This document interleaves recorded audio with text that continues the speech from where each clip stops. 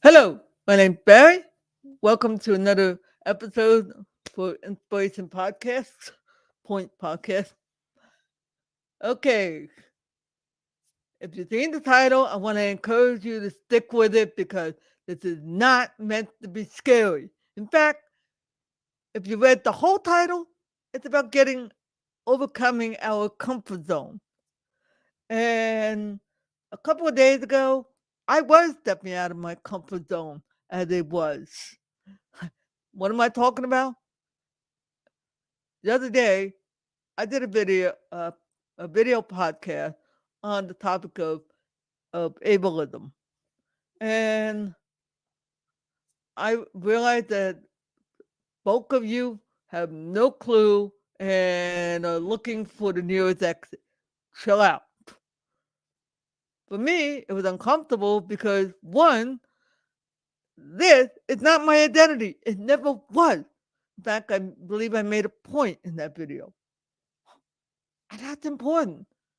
But it was uncomfortable for me because I actually don't like talking about uh, my physical challenges unless I actually have to. That's part of stepping out of my comfort zone. What about you? Have you ever had felt like the Lord was saying you need to step out of your comfort zone and address some of the things that you would rather avoid because you have this uncomfortable feeling that people will look at you as if you were somehow less because of, of, of physical appearance, whatever. And it's challenging. That was one. Two, I was actually kind of concerned because I used the title that might have been a little scary for the regular viewer, but I'm not sure how people were responding or what they were expecting when I talked about it. And if you want any proof of that I wasn't comfortable, you should have seen the intro. Oh boy, I was not comfortable because I really didn't know how to talk about it, even though I have no problem talking about issues when it's needed.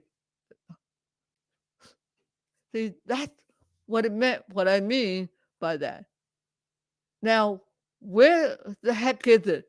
And I'm sure some of you guys are kind of wanting me to do a little more than get to the point, but rather explain what the heck is this? Is this some kind of Marxist philosophy? What is it? Well, the reality is, uh, the disabled activists need to learn how to chill because I got news for you. You can be passionate about something and totally scare the crap out of people. Believe me, I've been there. That's why when I was actively going to church, I usually kept the disabled advocate hat on low profile and hidden because I knew I would scare the crap out of people. Yeah, and it is scary to some people. And of course, for the Christian community, I'm passionate about God. I'm passionate about that. I have no problem. And I believe that God is an ever present help and has been faithful and true in guiding me and directing me. And yes, He does call me to deal with topics that are a little more challenging for me because uh, I tend not to want to see have people look down on me. So, what are some of the factors on this? And I said this is going to be helpful. Well, part of getting out of the comfort zone means confronting I had to confront my fears about my fears, which is definitely was the problem. Fear of how other people would perceive, fear that I could easily see coming from other people, and relax, calm down. Okay. It's, and it is true. If you never had experience dealing with somebody who is who clearly has serious vision problems, hearing all this stuff, you're gonna naturally have questions, and it's okay. to have questions, especially if you actually have good intention. Like, wow, no, I like to connect with this guy, but I don't know how, what he interested. I'm afraid to ask because I don't want to be offensive. I don't want to be hurtful. That guy, it's okay. Granted, not everybody is like that. And that's what I need to point out to the advocate part. Uh, Sometimes you might want to remember that part and not scare people. I'm going to keep this a little entertaining because sometimes that is the best way to help people get over their own personal. There's another part, pride. And I have run into that one in the religious pride type. That, oh, if this person was truly of God, he wouldn't have a bulb. God does allow us sometimes to suffer, uh, and that it's not like, ooh, goody, I want you to suffer. No, he allows because he sees the good that can potentially, and he is with me, all that. And I'm not sitting here waiting like, gee, I wish he would heal me. Fact is, hmm, oh, cool. All right. I was just checking to see if anyone, but it's all right. See, this is the one area of getting out of the comfort zone that doesn't bother me because I'm used to this. I want to encourage you. And I realize now, wait, I do need to circle back to what the heck ableism is and give some guidance on dealing with this issue. But because uh, we need to wake up and get our heads out of the sand. It is a real problem, and but if you're the if you're concerned about that question, you've probably been inundated with ah, whoa, put a cork in it, okay. I've dealt with the the real advocates in the past. Is not really a woke agenda, at least not, at least it originally didn't start out that way. No. Unfortunately, some people have taken it and went boom, way off into the realm of Marxism. So what the heck is it? Well, it's based on the idea, and it is linked now. It is linked to uh, critical race theory, CRT, unfortunately, and it really shouldn't. Originally, the idea was to say, okay, we need to work towards improving things for people with physical challenges and emotional and mental challenges so that people can have a meaningful and productive life and be integrated and accepted by the larger community. That was the original idea. That's not Marxism. That's not Marxism, guys. No.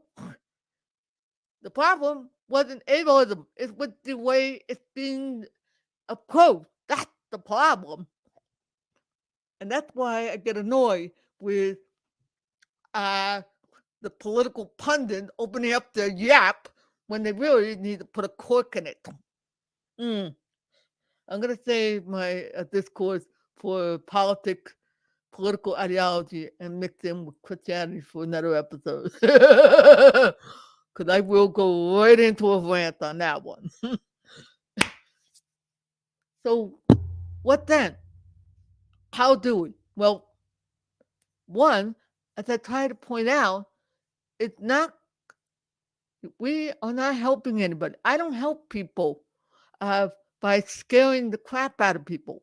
I do not help them if they think, oh no, I'm going to get sued, or oh no, ah. Because as soon as fear enters into the picture, people are more likely to want to run rather than approach. And if they think that you're going to throw the law book at them or and everything, guess what? It's more like I'm going to avoid because I'm afraid of saying something. I'm afraid of saying the wrong thing, whatever. Okay? That is not is counterproductive. And we actually open the door for the people who actually will act abusive and who do act hideously toward people with physical impairment of various type. Let's not do that. Hmm. Otherwise, people aren't going to want to step up when they do that. All right.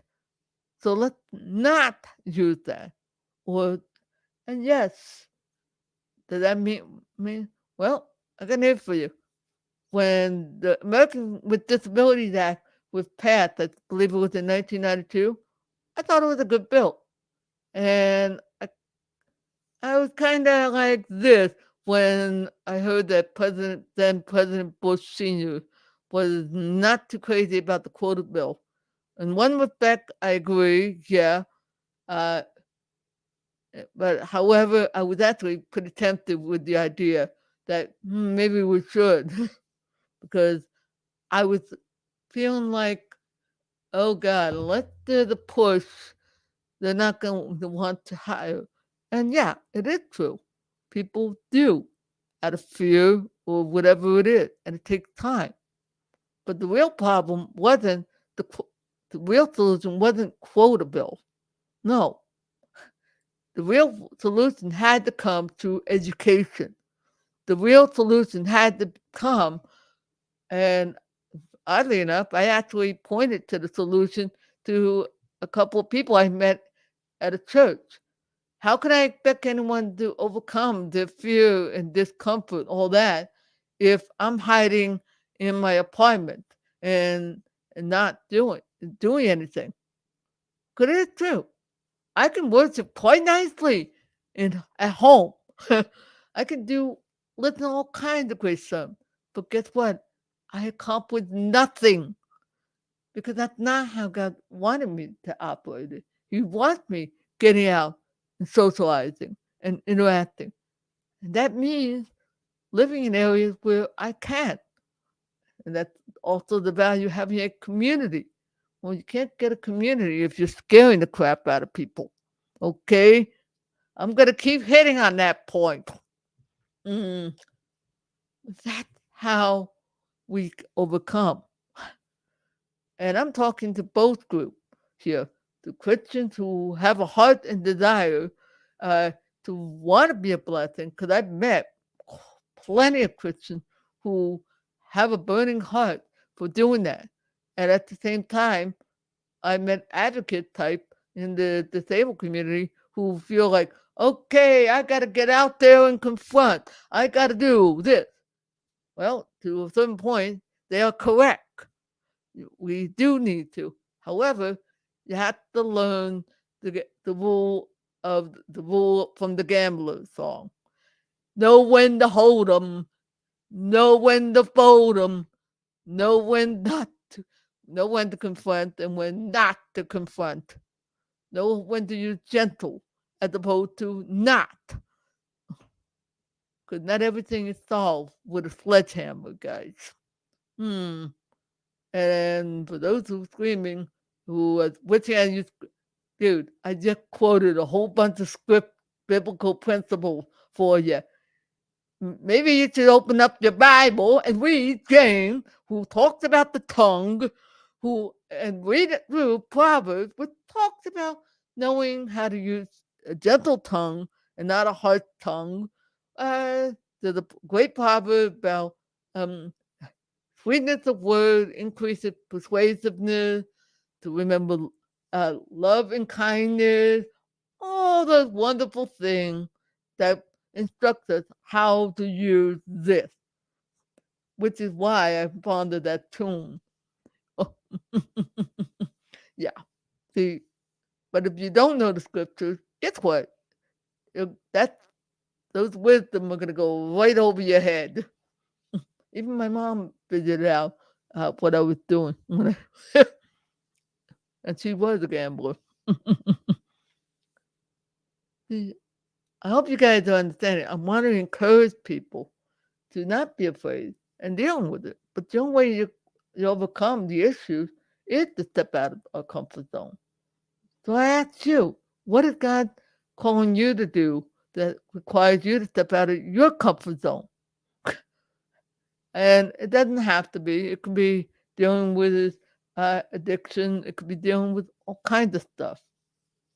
But we're not all called to do the same thing. And that is true. I commend some of my friends in my church who called to different things and God doing wonderful things through them. And I'm sure it's not always easy. But hey, all right. I think and believe this has gone on long enough. Okay. All right. I wasn't planning for this to be an overly long podcast, but I want to encourage you to go back and watch the previous one because it is true. I gave 5 points on how I don't see how, which is contrary to how see myself as depressed. And I did an other view. Hey, I will try to talk about other things and in relation the idea to encourage and to empower, applying biblical principles and ideas. Only I'm being a little more forthcoming with this style. Hey, please feel free to share, to like this video, share it, and let me know. Please put in some comments so I can have an idea of what's what. All right, now it's time to say thank you for your time. Hope you have a blessed day, and see you when I see you.